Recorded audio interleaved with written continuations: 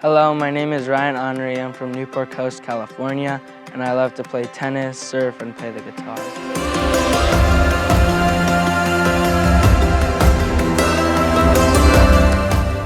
In November of 2018, I was in Arizona training for tennis when, during one of my breaks on the TV, I saw the campfire of 2018 in California. And the hills that were burning looked just like the hills behind my house. And I was just there with my dad, and my mom was still at home. So I called my mom to ask if she was okay, and she was. But then I started wondering, why were we thinking of going to other planets when we still couldn't solve major problems on Earth?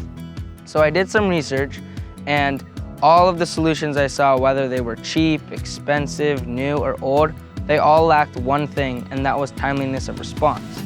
The reason why that is important, because in the campfire, most of the damage happened in the first 3 hours. So if we could have detected and solved it early and put it out, none of that would ever happen. From there, I received an award from the Navy that suggested me to go and apply for some research grants, which when I ended up winning a few of them, I ended up making just my project into a company called SensoRY AI.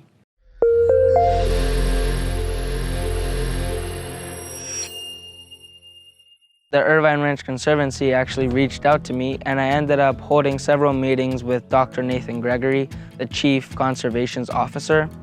So I demoed and tested my product, and we had a couple of meetings and talked, and they ended up funding me $250,000.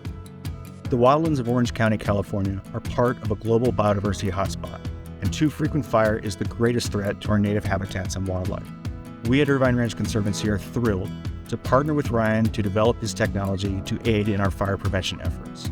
We also believe that his innovation will have far-reaching scientific applications that will enhance every aspect of our conservation work, enabling us to protect our open space for generations to come. The OC Fire Chief, Ryan Fennessy, invited me to present my product at the Y-Fire Lab in the University of California in San Diego, and the researchers there actually provided me with some very positive feedback, and subsequently, Mr. Fennessy actually agreed to becoming an advisor in my company. The reality of what has become a year-round fire season underscores the need for the world's brightest new leaders to create the next generation of wildfire detection and protection technology. Ryan is clearly one of those leaders, and his early wildfire detection system has the potential to save countless communities and lives. We at the Orange County Fire Authority are proud to continue supporting his work, and I'm confident this is the first of a long line of innovations that will transform the way we prevent and fight fires. So this is my network. These are the detectors that need no infrastructure such as power or Wi-Fi, so that they can be deployed at high-risk locations, and they can also communicate with each other wirelessly.